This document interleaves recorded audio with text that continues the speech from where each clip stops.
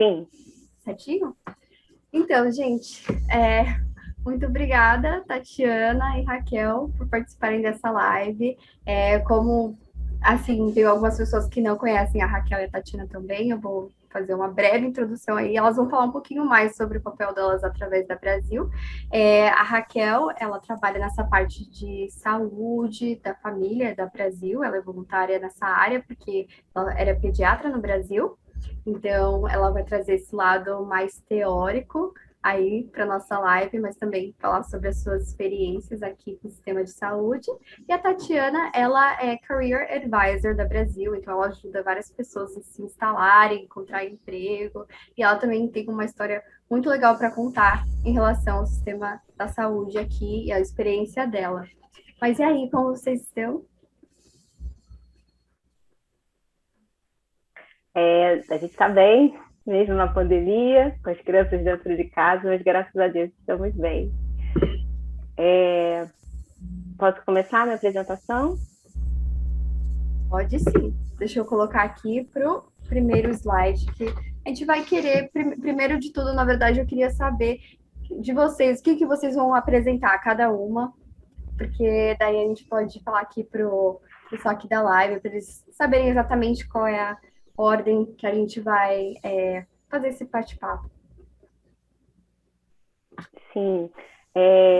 Eu vou começar falando, depois da apresentação, falando um pouquinho sobre o sistema de saúde canadense, de uma forma breve, panorâmica, para as pessoas que têm interesse em migrar, ou são newcomers, ou que já estão aqui há algum tempo, mas que têm alguma dúvida ou algum interesse, que possa ser esclarecido ou ajudar na compreensão das bases e das concepções desse sistema, que se assemelha muito ao nosso sistema no Brasil, com algumas diferenças, é claro, mas que é de suma importância para a gente, principalmente que já está inserido dentro desse sistema.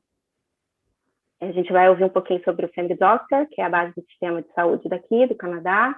A gente vai conversar um pouquinho sobre o Manitoba Health, que é o sistema de saúde provincial da onde a gente está agora, em Manitoba, e as diferenças e semelhanças entre o sistema de saúde canadense e o sistema de saúde brasileiro público, o SUS. Bom, olá a todos. Eu, tô... eu vou compartilhar a minha experiência como usuária do sistema de saúde, desde que eu cheguei aqui, a busca pelo Family Doctor, algumas dicas, né, para quem está planejando a vinda para o Canadá, com a família, com filhos, ou até mesmo sem os filhos, sem filhos, e também a minha experiência, eu tive um bebê aqui, e eu faço um tratamento, né, de uma doença crônica até hoje. Então, vou compartilhar a minha experiência e ajudar a Raquel aí na exemplificação e na comparação dos sistemas de saúde. Ai, eu estou muito feliz de ter as duas aqui para compartilhar sobre esse assunto. Eu vou aqui manejar o PowerPoint enquanto a Raquel vai explicando para vocês.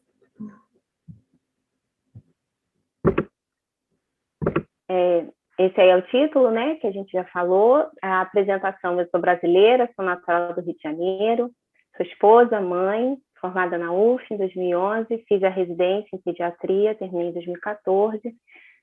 Tenho experiência tanto no setor público quanto privado no Brasil.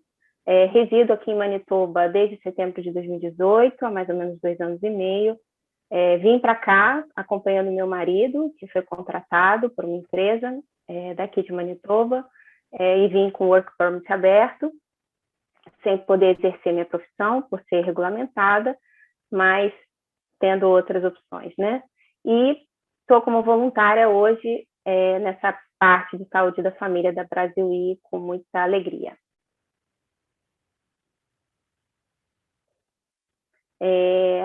A gente vai falar um pouquinho sobre algumas considerações iniciais a respeito do sistema de saúde, e isso é muito relevante para a gente falar, porque todos nós estamos inseridos dentro desse sistema. seja no Brasil ou seja aqui no Canadá. E o primeiro tema, o tópico que eu queria falar era um sistema de saúde do seu povo. A gente sabe que no mundo são poucos os países que têm um sistema público de saúde universal. Só tem o Canadá, Suécia, Reino Unido, Austrália, França. E o Brasil é o único país que é um país periférico, né, capitalista, que possui um sistema público de saúde. Nenhum outro tem. E a gente sabe que o sistema de saúde é o reflexo de um povo. A medicina dele é o reflexo de um povo. A gente sabe que existem vários fatores que vão influenciar no sistema de saúde, que é a cultura, é a história, são as forças políticas, são grupos de interesse, e a gente vai ouvir um pouquinho sobre essa história no Canadá e no Brasil. Uma segunda observação o sistema, a comparação que eu vou fazer, me deter mais, vai ser entre o sistema de saúde público canadense e o sistema de saúde público brasileiro. A gente sabe que os dois sistemas são públicos, mas no Brasil a gente tem um setor privado muito forte, e já pegando o gancho da terceira parte, a gente sabe que é a realidade da maioria dos imigrantes que vêm para o Canadá. Então, o perfil do imigrante brasileiro é vir da classe média, usuária de plano de saúde no Brasil, e vem para o Canadá acostumado com a concepção do plano de saúde privado. Então, mas a comparação que eu realmente gostaria de fazer, embora não vá deixar de falar, citar alguma coisa do sistema privado, porque também era usuária no Brasil, né? É uma comparação possível, né? Uma delas. E acho que muito relevante, até porque muitos brasileiros nem conhecem os seus direitos. Então, a gente vê que se a gente conhecesse um pouquinho do SUS, a gente entenderia melhor até o sistema de saúde canadense, como é que ele funciona. No próximo slide, com isso tudo, com essa ideia, surgiu a ideia desse trabalho, de estar ajudando os newcomers, que são os recém-chegados aqui no Canadá, e os pretendentes à imigração seria o nosso público-alvo maior, que é contribuir com a atenção à saúde das famílias.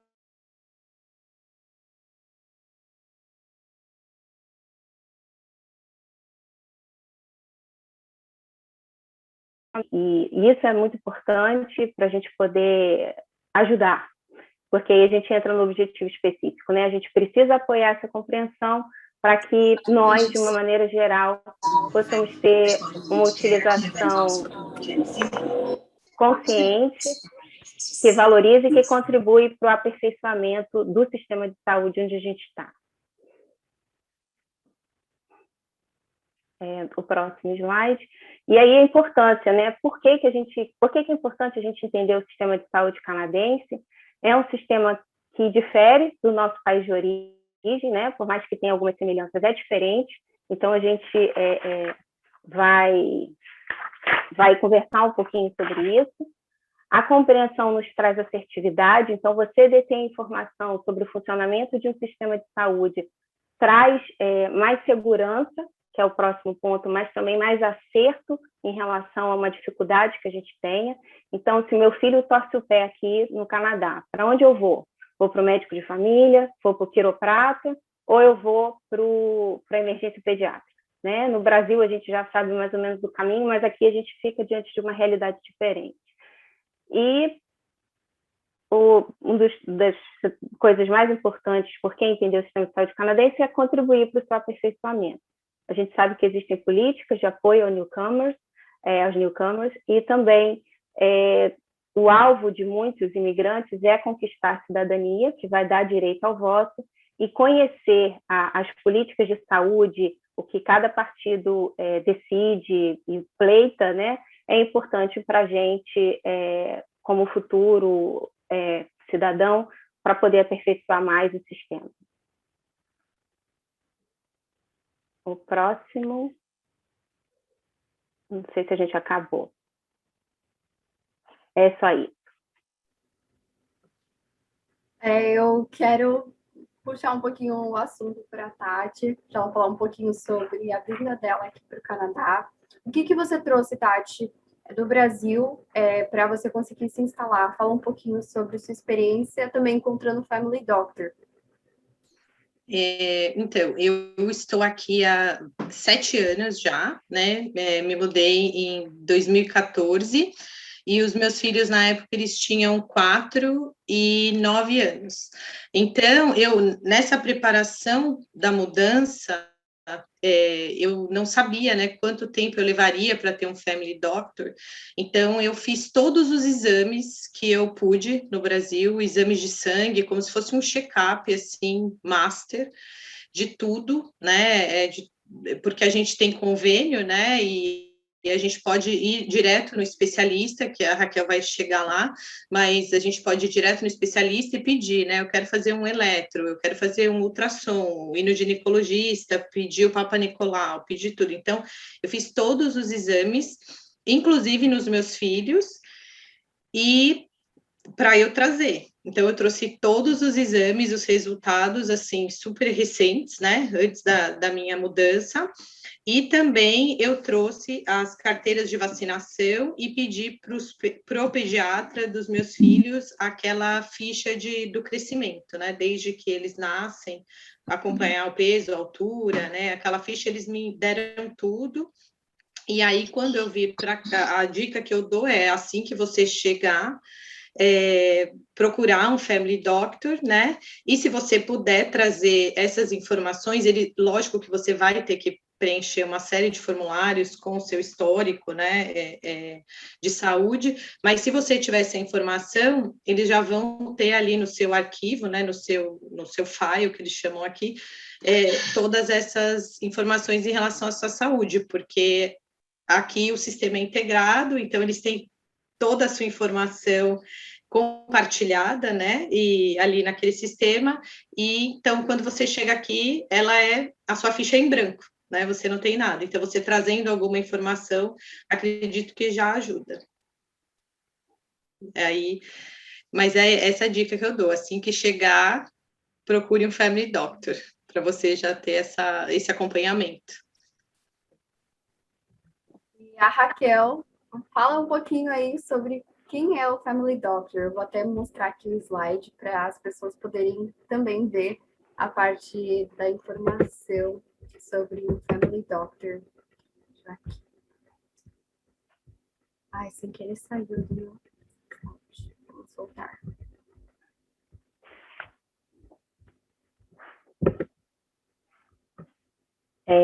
O Family Doctor, a gente viu, né?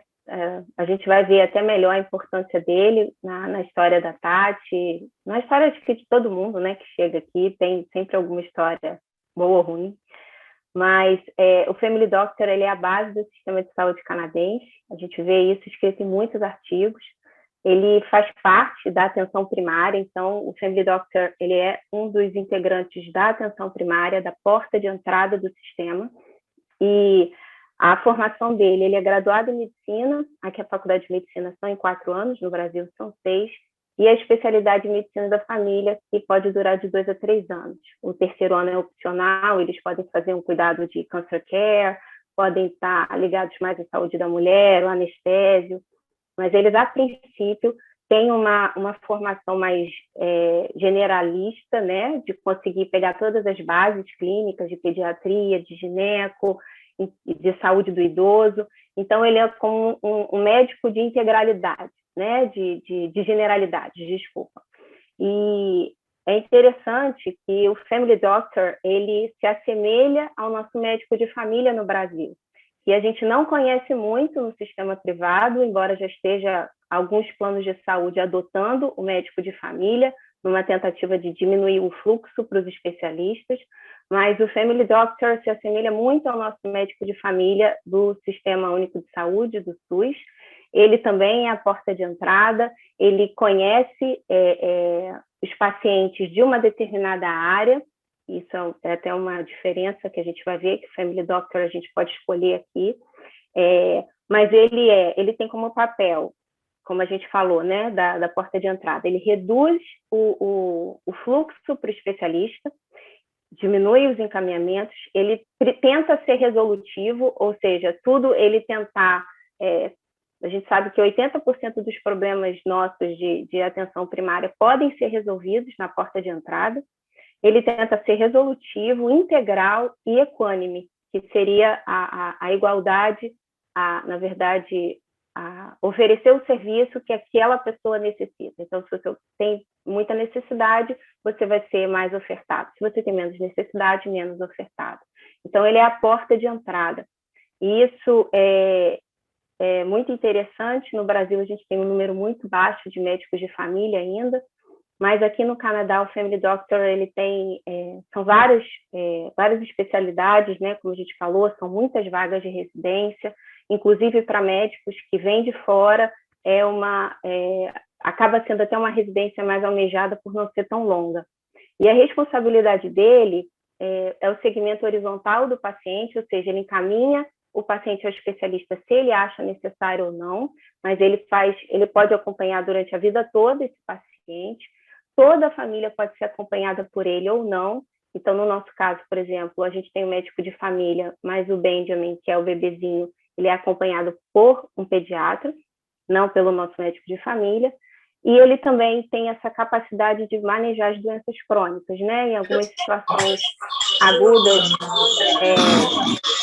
como uma sinusite, coisas simples de agudização de doença, ele também pode tratar, pode fazer acompanhamento gestacional e também é capacitado para fazer pequenos procedimentos. Esse é o Family Doctor aqui, né? E a gente vê, até, se eu não me engano, no próximo slide, Bela, falando um pouco sobre esse Family Doctor, no slide 10, se eu não me engano, ele, como um dos participantes da atenção primária, assim como a Nurse Practitioner, que é uma enfermeira especial, que ela pode fazer o seu atendimento independente do médico, ela faz exame, ela pode também fazer referenciamento para especialista, ela faz alguns procedimentos, pode prescrever alguns medicamentos, não todos, mas normalmente elas estão em áreas mais remotas, e a gente também tem o Family Doctor, a emergência como uma porta de entrada, a gente tem essa nurse que eu falei, essa enfermeira, e a gente tem também o Walk-in Clinic, que é como se fosse uma UPA, né? Um pronto atendimento aqui. Então, são as nossas atenções primárias e o Family Doctor. Estava falando, então, sobre a expectativa, né? De diminuir a expectativa, e eu confesso que a menor quantidade de exames que eu tive acesso aqui foi melhor, foi mais benéfico para mim, para a ansiedade, do que a quantidade que eu tinha no Brasil. Ginecologista só a partir do 3º mês, foi uma relação diferente, né, do que a minha gineco no Brasil, que acabou virando minha amiga. Fui atendida por residente, como qualquer outra pessoa seria. Nunca me importei com isso também no Brasil, porque já fui, sei como é que a gente rala e quer ser respeitado, então a gente está em crescimento, né, na profissionalização. E eu lembro que eu fui para o Brasil grávida, eu fui fazer o eco do bebê, o eco fetal, já tinha feito o morfológico aqui, falei assim, eu vou fazer o eco fetal com a minha professora lá da residência e tal, paguei particular, porque eu estava sem plano. E ela falou assim, poxa, Raquel, o ultrassom do Canadá é de alta qualidade. Aí eu falei assim, você acha? E ela falou assim, sim. Ela estava até vendo para emigrar para Portugal e estava pesquisando os países, né? E ela já é palestrante internacional.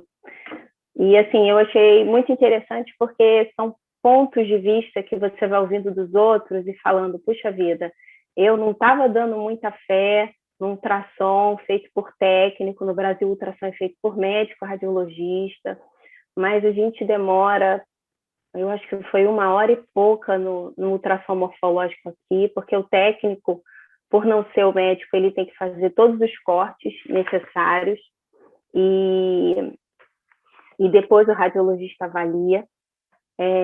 Então, acaba não passando nada, né? Tudo ele vai olhar porque estão todos os cortes lá. E, assim, eu achei isso interessante. Eu tive uma única intercorrência na gestação, que foi uma infecção urinária de repetição, não tinha sintoma, mas tinha sempre o exame alterado. E foi muito interessante também, porque eu tenho muita alergia a medicamento. E lembro que a minha gineco falou assim: Raquel, você vai passar na imunologista para a gente poder fazer o tratamento, a primeira opção de tratamento, que é a penicilina, e para você poder não ter risco bebê quando nascer. E eu lembro que no mesmo dia eu recebi a ligação para a especialista, em menos de 48 horas eu estava no consultório dela fazendo o teste, e deu tudo certo, graças a Deus. Benjamin nasceu no velho Women's Hospital daqui, foi um dos últimos bebês, o assombrado, né, Tati? E eu fiquei na enfermaria, não tinha vaga no quarto. O quarto aqui é uma opção, né, mas você pode pagar, acho que $30, é um valor bem, 40, é bem irrisório, assim, porque a gente pensa no Brasil, não tinha vaga, aí eu fiquei na enfermaria com outra paciente, fui muito bem tratada pela equipe de enfermagem, pela ginecologista que depois passou, então, assim, foi uma experiência diferente, mas foi muito boa, muito boa. Muito obrigada, Raquel, por contar um pouquinho da sua experiência. E agora eu queria perguntar para a Tati a mesma coisa. Eu sei que o seu pré-natal depois levou a você descobrir outras complicações de saúde. Então, conta um pouquinho aí sobre a sua história. Sim, o meu pré-natal foi bem tranquilo, ao contrário da Raquel, eu acho que eu já estava mais acostumada com o sistema de saúde daqui, eu já estava aqui há alguns anos, então acho que a gravidez me surpreendeu mais, na verdade. E na época, eu estava com 40 anos e já tinha tido meus 2 filhos por cesárea no Brasil. Então, a maior dúvida dos médicos era porque eu tive a cesárea, né, e não o parto normal.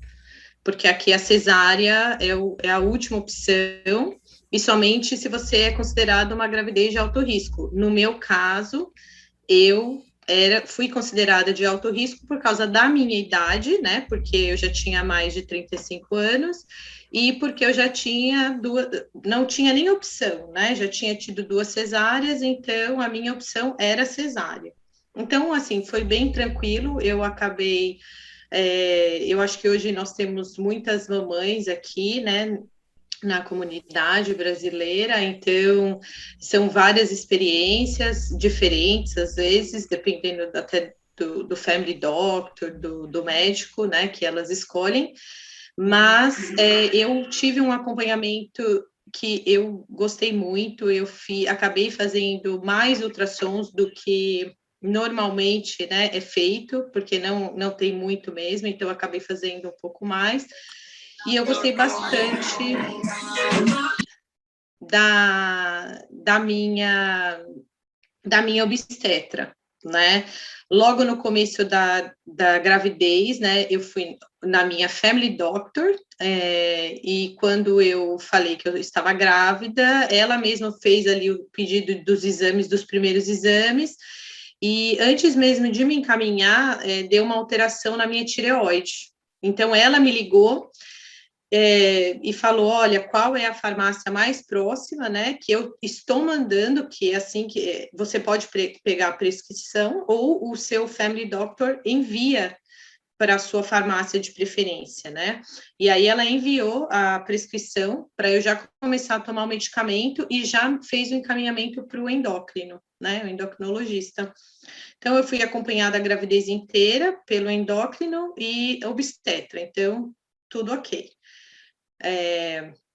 O meu parto foi também no Women's Hospital, né, que hoje é maravilhoso, mas foi o antigo, como o da Raquel. Eu consegui, né, o quarto, eu paguei, e como eu tinha o convênio por causa do emprego, do meu trabalho, né, o seguro, que a gente fala o convênio particular, que na verdade o convênio particular, ele cobre o que a saúde pública não oferece, então eu paguei e tive o reembolso, né, do meu convênio pelos dias que eu fiquei num quarto sozinha.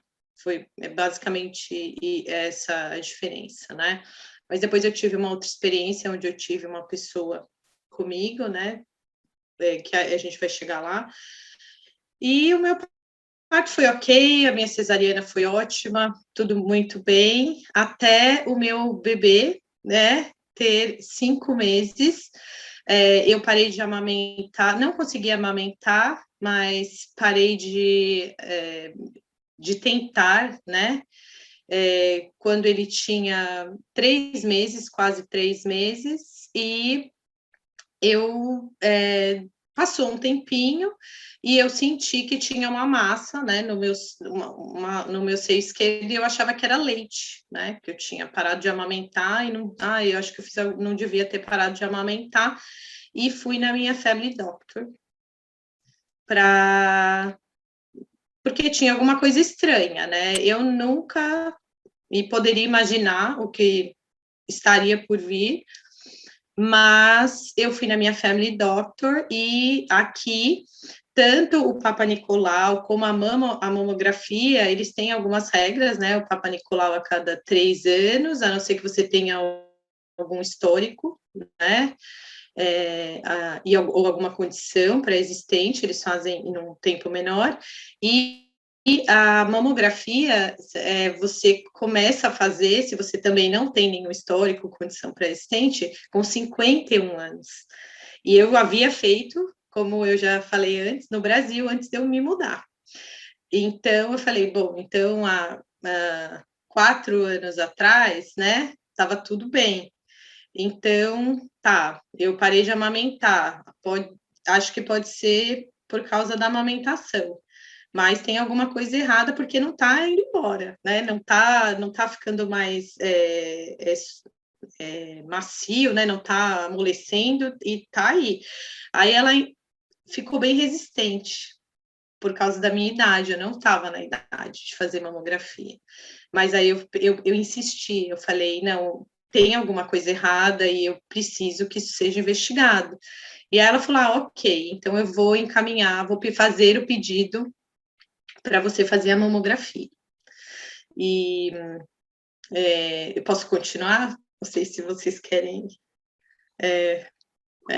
E então, quando eu fui fazer a mamografia, foi super rápido, quando ela fez, né, o encaminhamento, que a gente chama aqui de referral, para fazer um exame ou para um especialista.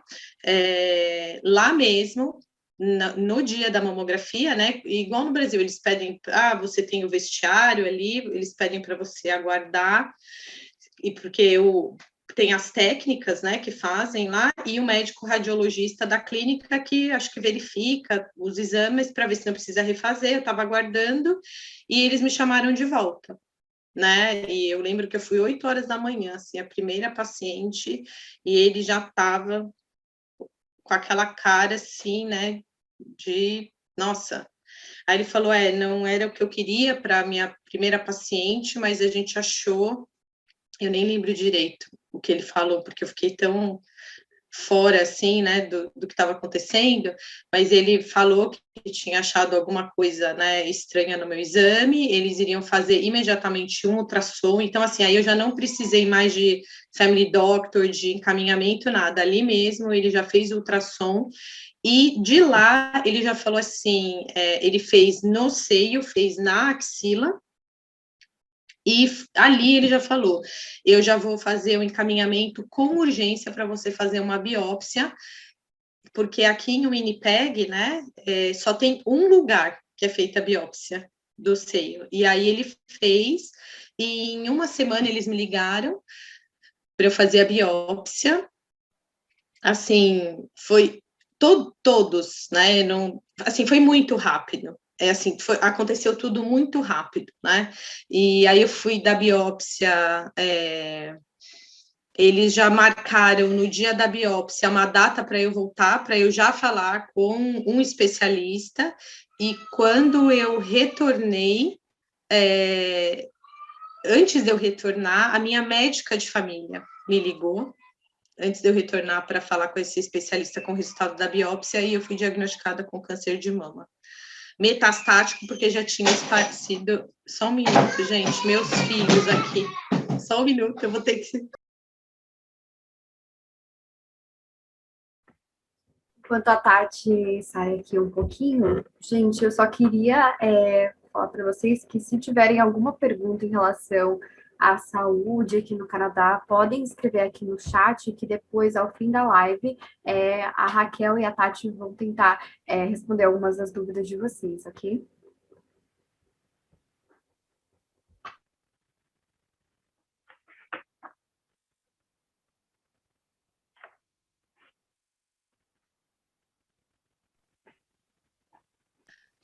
Pronto, desculpem. Então,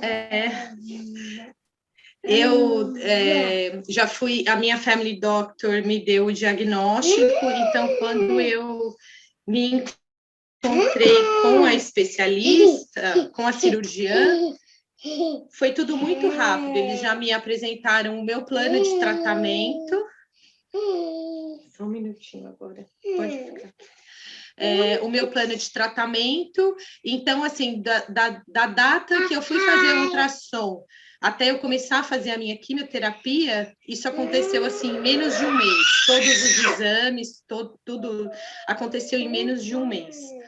E aí eu fiz a quimioterapia, eu fiz uma cirurgia, fiz radioterapia, já fiz outras cirurgias depois e eu continuo em tratamento, né? Agora, já passaram alguns anos, isso foi em 2018, então eu tenho mais alguns anos, mas assim, pelos próximos 5 e talvez 10 anos eu continuo em tratamento.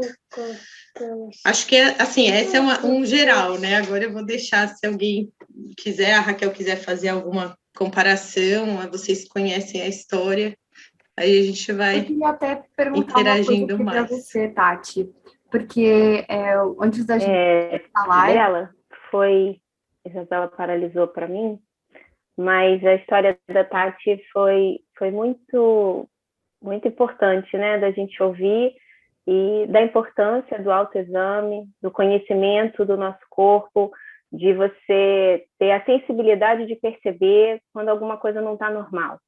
E eu lembro também da história quando você falou sobre as chances de você descobrir um câncer, né, no outro seio, são as mesmas chances de você descobrir um câncer em outro lugar do corpo. Aí eu falei para ela, eu sei, mas eu não quero passar por isso de novo, né? Por essa mesma cirurgia, pelo mesmo tratamento, perder o cabelo, fazer a radioterapia, eu não quero. E aí ela falou, não, é justo, vamos fazer então as duas. Eu vou fazer a recomendação para fazer as duas. E ela tinha me falado que ela me ligaria para falar sobre a biópsia pós-cirurgia.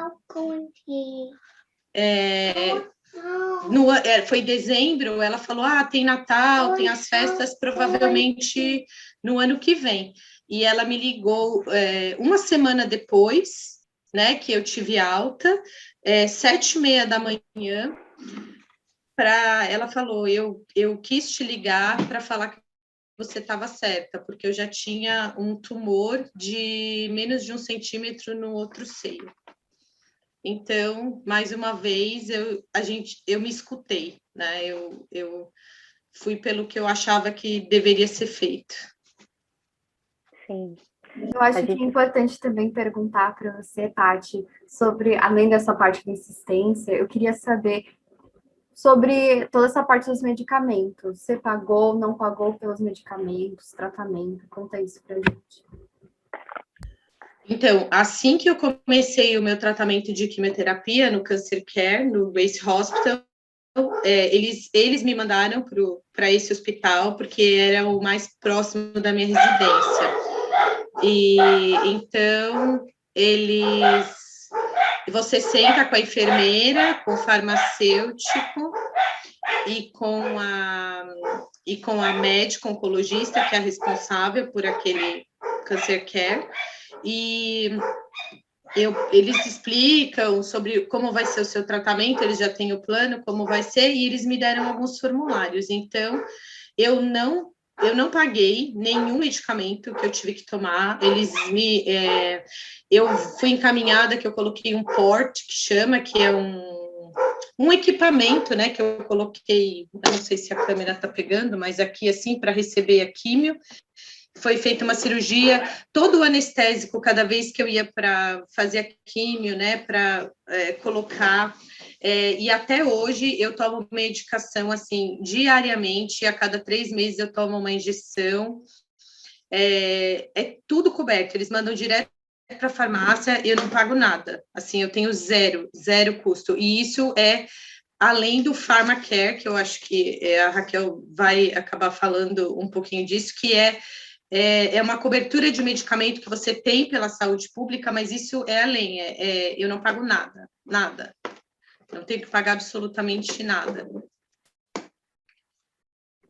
E essa parte também eu queria te perguntar sobre a insistência, porque aqui no Canadá, diferente do Brasil, assim, eles às vezes não deixam você fazer certos exames, como você tinha falado, essa questão do Papa Nicolau, que só acima de 50 anos faz aqui.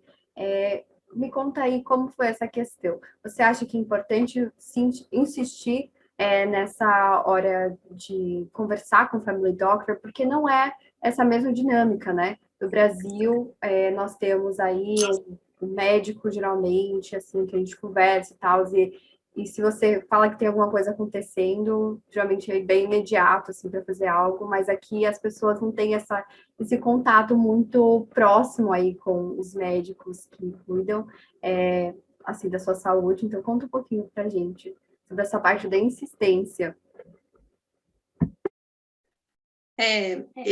Assim, na minha opinião, é bom senso, né? Porque, assim, a gente aprende aqui, eu pelo menos aprendi, que existe um uso muito eficiente do que a saúde disponibiliza, né? No Brasil, se eu vou no mesmo mês, né, na dermato, no cardio, no gineco, todas as especialidades que eu quero ir, eu posso fazer exame, todos eles podem me pedir exame de sangue. Então, às vezes, num mês, em 2 meses, eu fiz aí, às vezes, 4, 5 exames de sangue. Aqui, isso não vai acontecer, né? Aqui, se você não tem nenhum problema, você vai fazer aí no seu, eles chamam que é o physical, né? Que é o seu exame anual com a sua médica de família. Então, sim, se você conhece o seu corpo e você sabe que aquilo ali não é algo diferente, eu acho que tem que insistir, mas tem que insistir. Aqui, meu filho me colocou, voltou. Você tem que insistir, mas insistir numa boa, porque eles são os especialistas, né? Então, quando eu falei com a minha médica, eu só deixei claro que, assim, eu sabia... Espera só um minuto. Eu sabia que alguma coisa... Eu sabia que alguma coisa estava errada, né? E eu gostaria que ela checasse, mas com muita educação, com muito jeito, porque se você insiste... Como eles são os especialistas, eu acho que eles não vão gostar, né? Porque eles que vão te falar assim, olha, eu acho que deve fazer, eu acho que não vai, ou eles não vão dar tanta importância. Mas eu acredito que vale sim a pena você insistir. Se você achar que tem alguma coisa errada, ou seja como quem quiser falar, né? Seguir a sua intuição, seguir o seu coração, o que você sente, mas sim. E eu faço isso até hoje. Hoje podem me chamar de louca e eu vou insistir se eu achar que precisa. Tati, tem uma pergunta aqui no chat que é referente à parte estética do tratamento. se você estiver confortável em falar sobre isso. A Nayara está perguntando: eu gostaria de saber se o Canadá proveu a parte estética para o seu tratamento, com a colocação de próteses, por exemplo. Tá, ótima pergunta. A cirurgia, existe um médico aqui, que ele tem um fundo, ele recebe um fundo do governo, que ele faz uma pesquisa. Então, assim, a minha reconstrução não foi feita com prótese, né? Foi com o meu próprio tecido, que eles retiraram da minha barriga. E, então, é uma cirurgia plástica, ele faz toda a conexão dos vasos sanguíneos, assim, é fantástica, né? Ele era da Clínica Mayo dos Estados Unidos. Tem muita gente que vem para cá aprender esse método. Então, fica muito natural, porque quando você coloca a prótese, né, por exemplo, de silicone, e você não retirou a mama, você tem o seu músculo. Quando você retira toda a sua mama, você fica sem o músculo. Então, se você colocar a prótese direto, é pele e prótese. Então, fica muito diferente, né? Então, eles me convenceram, né, desse método, porque eu achava que eu ia receber a prótese, e eu estou muito feliz, né? E depois disso, eu fiz já mais 2 cirurgias corretivas, assim, para corrigir cicatriz, para ficar mais, o tamanho ficar igual. E as cirurgias não foram no hospital, foram na clínica dele, que ele atende, né? Cirurgia de um dia, para correção, e é tudo de graça. Tudo, tudo. Até a cinta e o sutiã pós-cirúrgico eles dão. E vamos falar aqui um pouquinho sobre as diferenças entre o sistema canadense e o do Brasil. Eu queria até mostrar de novo aqui a apresentação da Raquel para ela explicar um pouquinho para a gente com detalhes em relação a isso, a diferença entre os dois sistemas.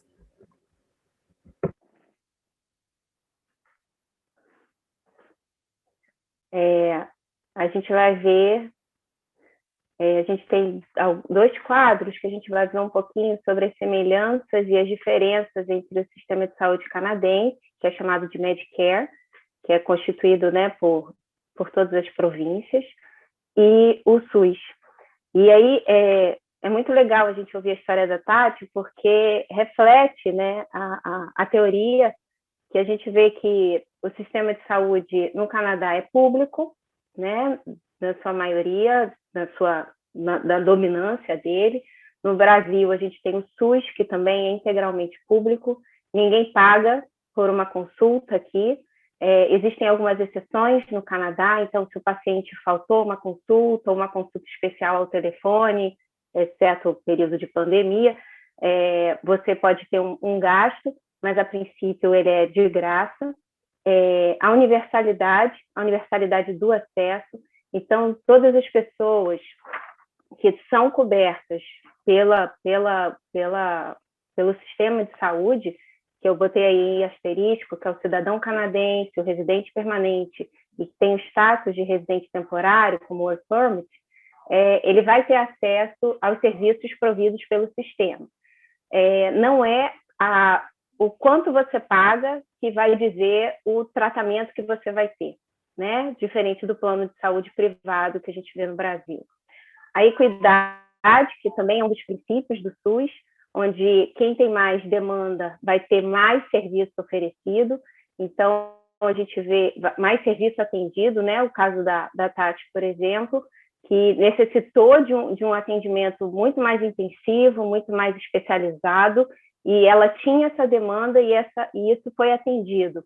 Isso no Brasil a gente também tem, e além disso, é uma particularidade canadense que às vezes a gente não vê muito no Brasil, é a igualdade do atendimento. Então, na sala de emergência, você pode estar do lado de um político e você sendo uma dona de casa, como eu no momento, e nós vamos ser atendidos pelo mesmo médico. Se tivermos as mesmas necessidades, os mesmos exames, os dois vão ser atendidos iguais. Então, isso é uma coisa interessante aqui no Canadá. E a forma de arrecadação dos 2 países, né, do SUS e daqui do sistema canadense, a arrecadação é feita de forma através de tributos e também através do governo federal, que investe o dinheiro no sistema de saúde. Então, essas são as principais semelhanças que a gente vê nos dois sistemas. E aí a gente vai ver um pouquinho das diferenças dentre eles, né? O canadense, ele é provincial, como a gente falou. Então, se você está na província de Manitoba, você vai ter a cobertura do Manitoba Health, que é um sistema, de alguma forma, independente das outras províncias. Se você muda de província, você vai ter uma realidade diferente, não tão diferente, mas diferente em alguns aspectos, que até a Tati compartilhou com a gente, né, que é um temor de sair da província de Manitoba e sem saber se vai ser tão bem atendida quanto foi aqui. Mas o sistema de saúde no Brasil, o SUS, o público, ele é nacional e único, até porque, quando ele foi formado, era uma tentativa de manter a integração do território, né, que era muito grande. Então, era uma tentativa. Depois a gente viu que ele foi se municipalizando, tem os mesmos programas, mas foi tomando a forma das particularidades das áreas. Outra diferença interessante é o PharmaCare, que a gente estava conversando. O PharmaCare seria esse cuidado do provimento de medicamentos de graça. No Canadá, isso é limitado e variável, porque é variável por província. Às vezes, criança, uma determinada idade, pode ter um benefício diferente. Aqui, no caso de Manitoba, a gente sabe que tem a ver com a renda. Então, se a renda da família é baixa em relação à quantidade de membros, você pode ser subsidiado em relação a isso. A gente vê um caso especial que foi da Tati em relação ao tratamento de câncer, que foi gratuito, né? Que também é a parte. E no Brasil, a gente tem uma política nacional de medicamentos gratuitos. A gente tem a farmácia popular, que provê das doenças crônicas, como diabetes, hipertensão, que é algo assim muito importante, que aumentou muito, né, o acesso à população a ter os remédios certinhos, principalmente os de uso mais prolongado. Outra característica diferente é a ausência de saúde oral gratuita aqui no Canadá, e outros, como fisioterapia, o cuidado de... A gente tem a fisioterapia, que é diferente, e também tem... Oftalmo, isso tem algumas particularidades, isso mesmo. Então, nem todos os serviços que a gente tem no Brasil, por exemplo, é oferecido aqui. Out of pocket, que eles chamam, né? Fica fora do pagamento das taxas usuais de uma família, e isso, às vezes, dificulta a integralidade do sistema daqui. No Brasil, com a cobertura em saúde bucal, na equipe de saúde da família dos postos, né? A gente vê que 50% da população brasileira ela consegue ser atendida na parte odontológica. Então, isso é uma segurança, né, melhor para a família. Uma outra característica é o prontuário eletrônico único, ao invés do prontuário de papel. Na verdade, cada província está numa etapa em relação a isso. Aqui em Manitoba, por exemplo, não há essa integração entre todas as camadas. Então, a médica, por exemplo, especialista, não tem acesso ao prontuário do meu médico de família, mas às vezes tem acesso a outro hospital, um exame de emergência, um exame de imagem que foi feito. No Brasil, a gente tem o prontuário de papel, embora a gente tenha o CISREG e outros sistemas dentro da saúde que são eletrônicos, né, como a regulação de vagas. E a gente vê uma diferença triste, que é o investimento governamental. O sistema de saúde canadense, na última pesquisa que teve da OMS, que foi a mais recente, que foi em 2014, cerca de 3 vezes maior o investimento público na saúde em relação ao Brasil. Então, isso faz uma diferença muito grande, né? Enquanto que o Canadá está dos países mais desenvolvidos, com índice de desenvolvimento humano mais alto, o Brasil está bem aquém, e ainda mais depois de uma emenda que nós tivemos de fixar o valor do investimento em saúde. Então, isso está gerando um déficit muito grande no nosso país, e esse congelamento, e a gente ainda está diante de um envelhecimento da população, né? Que ainda vai gerar mais custo e vai agravar mais ainda a saúde dos brasileiros de uma forma geral.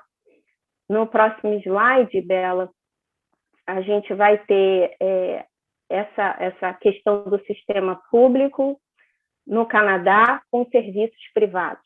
O que a gente sabe é que os hospitais aqui, de uma forma geral, eles não são públicos. E todos os serviços prestados, eles, de alguma forma, é um profissional liberal. Então, o médico de família que a gente vai ser atendido, o Family Doctor, ele é um prestador de serviço, vai prestar conta ao governo e o governo vai fazer o repasse para ele. Então, é diferente do Brasil. No Brasil, a gente tem o sistema público, né, com funcionalismo público, e a gente tem o sistema privado diferente, né, não tem essa junção tão como a gente vê aqui. A complementariedade dos serviços privados. Aqui no Canadá, só existe esses serviços privados para complementar o que não é ofertado no público. Então, como a saúde bucal, que não é ofertada, então você é um serviço particular que você vai pagar, ou se você tiver o convênio, vai ser coberto, ou parcialmente coberto. Diferente no Brasil, que a lei orgânica do SUS, que é a Lei 8.080 de 1990, que foi feita em Collor, quando ela estabeleceu, constituiu o SUS e constituiu a saúde como direito do cidadão e dever do Estado, ele permitiu a iniciativa privada, a livre iniciativa privada, né? Então, isso acabou gerando o crescimento do setor privado no Brasil e perdeu muito essa complementariedade. Embora o SUS, quando não tem alguma coisa, contrate o serviço do privado, por exemplo, às vezes é um leito, às vezes vai ser um exame muito especializado, que aquela cidade, aquela região não tem aquele determinado equipamento, e o SUS paga o sistema privado para usar, para poder assistir o paciente. Mas quando isso acontece ao contrário, o privado geralmente não paga o SUS. Então, se eu tenho um sistema privado no Brasil e estou numa cidade remota, que não tenha lá atendimento particular, e eu sou atendido no público, seja internação, seja um atendimento, isso tem uma fiscalização tão baixa que o SUS não recebe esse dinheiro. E isso é lamentável, é uma guerra de muitos anos isso. Uma outra diferença é o tempo de espera na fila. É fato que todo sistema público vai ter um sistema integral que prime, né, por isso, ele vai ter um tempo de espera, uma fila, é um efeito colateral normal, mas no Canadá a gente tem uma fila de espera bem menor, tanto para atendimento da atenção primária quanto dos especialistas. A gente está vivendo um período pandêmico, que muitas vezes a gente não tem tão rápido, né, mas vai muito da urgência. Como eu falei, quando eu precisei do imunologista, em 48 horas eu estava lá no imunologista fazendo teste. Mas a minha filha tinha agravado o problema dela de bruxismo nos dentes, eu só consegui um otorrino para uma avaliação 6 meses depois. Por quê? Ela já estava sendo tratada com odonto. Então, ela, na verdade, só precisava de uma reavaliação. Então, a demanda não era tão emergencial. E isso acaba que no SUS a gente perde, né? Pelo fluxo de pessoas, que é exatamente o último ponto aí. O Canadá tem cerca de 6 vezes menos pessoas do que no Brasil. Então, é mais fácil administrar, né? Nós somos muito mais populosos lá, e isso acaba dificultando, às vezes, essa integralidade e o acesso.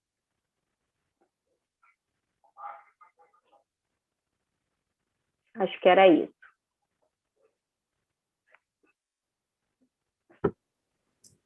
Sim, eu acho que uma parte que é interessante, que nós não comentamos tanto, é a parte do Manitoba Health, né?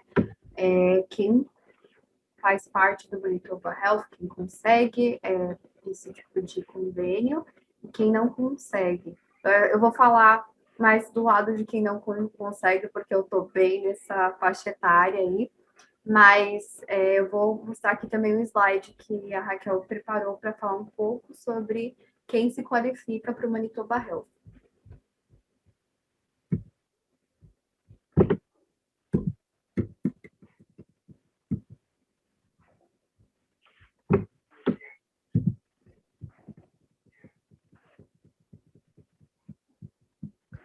Eu acho que é slide 12, Bela.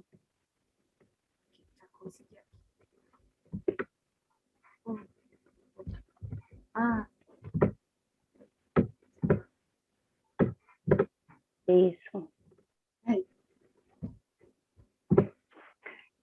Como a gente viu, cada província vai ter o seu sistema de saúde, são integrados de alguma forma, mas são independentes, né? Eles têm uma forma de governo semelhantes, mas são independentes. E aqui em Manitoba, nossa província, quem se qualifica para possuir a cobertura do Manitoba Health, que é esse sistema público, são os cidadãos canadenses, quem tem o PR, são os residentes permanentes, aqueles que são os titulares da permissão de trabalho, Work Permit, com pelo menos 12 meses, então menos que isso não tem direito, juntamente com seus cônjuges e dependentes. E também um outro critério seria estabelecer a residência permanente em Manitoba e residir fisicamente por 6 meses em um ano calendário deles aqui. Então, essas seriam as qualificações para o Manitoba Health. E a gente vê no próximo slide, no slide 13, algumas considerações importantes que seriam exatamente as pessoas que não se qualificam. E a gente, como estrangeiro, a gente tem que estar muito atento a essas coisas, né? Em 2018, o Manitoba Health era ofertado até então a estudantes estrangeiros e depois não foi mais. Então, isso, né, além dos estudantes, a gente tem os visitantes, os turistas, os transientes, que são esses passageiros, né, de passagem rápida, e os estudantes, como a gente falou, não têm direito à cobertura. Então, a importância da atenção nisso, porque todos nós precisamos, né, de um sistema de saúde, e se a gente não tiver de um plano, e se a gente não tiver atento a isso, a gente pode ficar no limbo, né, Bela? Conta aí a sua experiência. Então, pessoal, quando eu vim aqui para Manitoba, eu já tinha mais de 18 anos, então daí é outro processo, porque eu estava esperando ainda começar as aulas, então daí eu tive que pagar por um plano à parte, se não me engano, esse plano é o Allianz, que eu contatei com outro brasileiro. Depois eu posso passar até o contato dele aqui depois que a live for gravada e postar no YouTube. Mas basicamente, para os alunos internacionais, eles precisam usar o GuardMe. Se não me engano, esse é o plano geral para todos os alunos estrangeiros, mas eu não vou falar assim com totalmente propriedade em relação a isso, mas na minha experiência eu usei o GuardMe, que é basicamente um plano só para emergências. Então, você pode utilizá-lo quando você está em uma situação assim de emergência, ou se você, por exemplo, precisa de uma consulta, você pode contatar assim depois da consulta. Você primeiro tem que pagar com o seu próprio dinheiro a consulta, e depois você pode pedir para um reembolso. Mas eu sei que muitas pessoas vêm com a família e os filhos passam aí dos 18 anos, não estão mais elegíveis para o Manitoba Health se não tem o Work Permit. Então, eu acho que vale a pena falar sobre isso, porque talvez alguns de vocês estejam nessa situação. Mas é isso, gente. Eu acho que essa é a parte mais geral aqui da nossa apresentação. Se tiverem alguma pergunta para Raquel e para Tati, podem escrever aqui no chat, porque este é o momento de tirar todas as dúvidas de vocês. É a sessão de perguntas e respostas. Então, mas antes mesmo assim de ir aqui para as perguntas do chat, eu queria perguntar para vocês quais são, talvez, os pontos centrais aqui da nossa apresentação, que todo mundo deveria pensar nisso antes de vir para cá. Quais são, assim, talvez as 3 coisas que você precisa resgatar sobre as informações que foram passadas hoje aqui.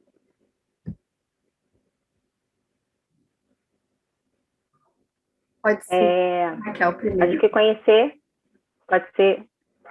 que conhecer o sistema de saúde, né? Eu acho que, principalmente dependendo da fase da vida que você está, se você é homem, se é mulher, se vem com família, se vem com filhos, para preparar esse contexto do que esperar. Vou ficar grávida lá? Não vou? Qual tipo de tratamento, atendimento que eu vou ter? para não ter surpresas, né? Acho que quando chegar aqui, ou estando aqui, né, se decepcionar. Uma outra coisa, eu acho que muito importante, às vezes o diferente assusta, né? O que a gente estava acostumado no Brasil e vem para cá, e às vezes a visão fica muito negativa, muito pessimista. Eu acho que isso é uma coisa que a gente precisa reavaliar, sabe? O diferente nem sempre é ruim. E eu acho que o diferente, quando a gente começa a conhecê-lo melhor e vai trazendo segurança, esse conhecimento, a gente pode olhar de uma outra forma e ainda poder ajudar e contribuir, né? Não é à toa. Quando você vê a saúde como direito, é uma coisa, isso é muito profundo, porque muitos países não são assim. E a gente está tendo o privilégio de estar num país que pensa dessa forma, da mesma forma que no Brasil, e isso não quer dizer que os serviços são piores ou melhores, as experiências podem ser diferentes, mas a gente precisa tentar resgatar, ver essa vivência, né, e tentar fazer com que ela seja melhor para a gente e para o próximo, né? Eu vi uma entrevista de uma enfermeira e ela falando, o direito à saúde não é uma geração anterior que vai dar para outra geração. Ela, na verdade, é uma construção, como se fosse um bebê. Então, precisam de pessoas para cuidar, para poder manter, para fortalecer, para poder dar sustento. Então, a gente precisa valorizar isso. A gente está no mundo neoliberal, capitalista, onde o estado do bem-estar social é algo que vem sendo atacado e é um risco a gente perder esse direito, né? Então, acho que conhecer o sistema de saúde canadense, ver suas partes boas e ruins para poder valorizar e poder ajudar de alguma forma. E eu acho que é isso, a conclusão para mim.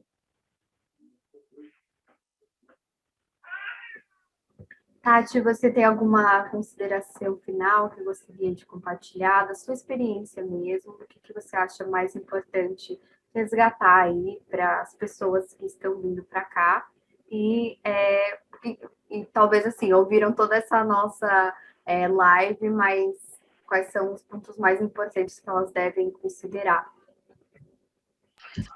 Na minha opinião, eu acho que assim, a gente, todo mundo que vem para cá faz algum tipo de planejamento, né, que envolve a pesquisa de um college, de moradia, de valor, de preço de aluguel, enfim, de planejamento financeiro. Então, você perder um tempinho planejando e pesquisando sobre o sistema de saúde vale muito a pena, porque aí você não vai chegar aqui e ser pego de surpresa ou ter a sua expectativa frustrada, né?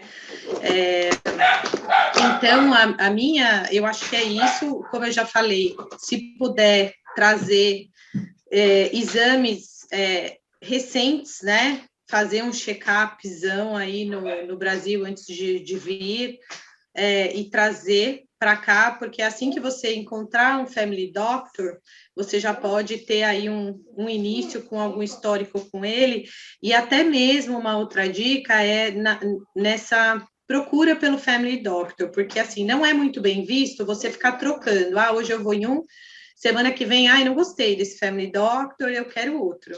Isso não é muito bem visto. Você vai no family doctor, você conversa e ele faz algumas perguntas e você, no final, ele pode falar, né? Você aceita, você me quer como seu médico? É mais ou menos assim que funciona. Então, ali você está iniciando uma relação com seu family doctor, né? Eu mudei de family doctor, quando eu cheguei, eu não sabia de algumas coisas, né? Então, eu mudei. E hoje, tem algumas coisas que talvez não sejam ideais, mas assim, eu gosto muito da minha family doctor, né? Ela já me conhece há anos, eu tenho a minha relação com ela, e eu estou muito satisfeita, então eu não vou mudar. Mas eu sei que isso não é muito bem visto. Então, assim, se você pesquisar, já tendo um pouco mais de informação, quando você for ter esse primeiro encontro com o seu family doctor, você já vai sentir, às vezes não dá uma resposta ali na hora, né? Talvez marcar com mais de um, para você ser assertivo quando começar a ter esse contrato ou esse relacionamento, né? Com a saúde, que tudo começa pelo family doctor, né? Por mais que você vá para uma emergência, você vai ser atendido uma walk-in clínica, porque você tem a saúde, mas o seu family doctor é quem vai te encaminhar para todos os outros especialistas e tratamentos que você precisar. E confiar, porque o sistema de saúde aqui é bom e funciona. Eu acho que é isso, gente. Se tiverem alguma pergunta para a gente finalizar aqui a live, podem escrever aqui no chat. Vou só compartilhar aqui um comentário também aqui. Ó, eu sempre que posso faço check-up no Brasil e peço os resultados dos exames em inglês. Lá em São Paulo eu consigo isso e me ajuda muito quando chego aqui. A gente falou aqui sobre a experiência da Tati, de ela ter trazido toda essa documentação, assim, e poder compartilhar isso com o médico, né? Porque é uma baita mudança sair do seu próprio país para ir para um outro país, com um sistema diferente de saúde, mas já ter esse feedback é outra coisa, assim, sabe? É muito melhor. E, assim, ó, o Saul falou assim, sem perguntas, obrigada. Eu acho que foi muita informação aí de uma vez, foi muito completo, então eu agradeço muito a Raquel e a Tati pelas informações que vocês compartilharam. E eu só queria falar aqui que tem um link que eu coloquei no grupo, no chat, para vocês poderem responder o que vocês acharam da live, quais são sugestões para outras lives que a gente pode trazer aqui da Brasil. E eu também vou disponibilizar aqui, ó, eu vou mostrar o meu slide outra vez, para vocês seguirem as nossas redes sociais da Brasil. No Facebook é Brazilian Association in Winnipeg, então dá para vocês já encontrarem a nossa página por lá. Temos Instagram também, Brasil 2018, e também nosso site brasil.ca. Mais uma vez, a Brasil realmente ajuda as pessoas que estão se mudando aqui para o Canadá, mais especificamente para Manitoba, mas em geral, assim, aqui em Winnipeg. A gente tenta sempre fazer esses tipos de live para ajudar as pessoas a se informarem melhor sobre as diferenças aqui e diferenças comparadas ao Brasil. Então, vocês podem olhar todas as informações no nosso site, como também, se tiverem essa vontade de fazer trabalho voluntariado com a gente, podem também contatar a Brasil através das redes sociais ou no site também nós temos o nosso contato por lá. Então, mais uma vez, gostaria de agradecer. Por favor, tenham esse tempinho aí para poderem responder todas as perguntinhas lá do form, mas eu gostaria de agradecer novamente a Raquel e a Tati pela participação. Eu que agradeço, foi um prazer. Espero ter ajudado. Pelo feedback que a gente está recebendo aqui no chat. Para mim também, foi muito bom. A gente está aqui para ajudar mesmo, nas informações, naquilo que a gente não teve, e qualquer dúvida a gente está aqui. Isabela, eu vou aproveitar e fazer propaganda do meu voluntariado com a Brasil I, que é de Career Advisor. Então, se você quer alguma ajuda com a sua carreira profissional, elaboração do seu resumê, cover letter, um plano de carreira, treinar para entrevista, tem um e-mail, eu não sei se está no site, mas aí eles podem entrar em contato e a gente pode conversar, tá? Eu quero ajudar mais, não só compartilhando a minha experiência com a saúde, mas com as pessoas que querem ter uma carreira profissional de sucesso aqui. Outra coisa é que a gente vai planejar uma live com a Tati só para falar sobre carreira, né? Career Advisory aqui em Manitoba e Winnipeg. Então, já estou até comentando a Tati, assim, bem diretamente na nossa live, para a gente fazer uma outra para falar sobre esse assunto. E você também quer compartilhar um pouquinho das suas redes sociais, algo assim, antes da gente fechar aqui, Raquel?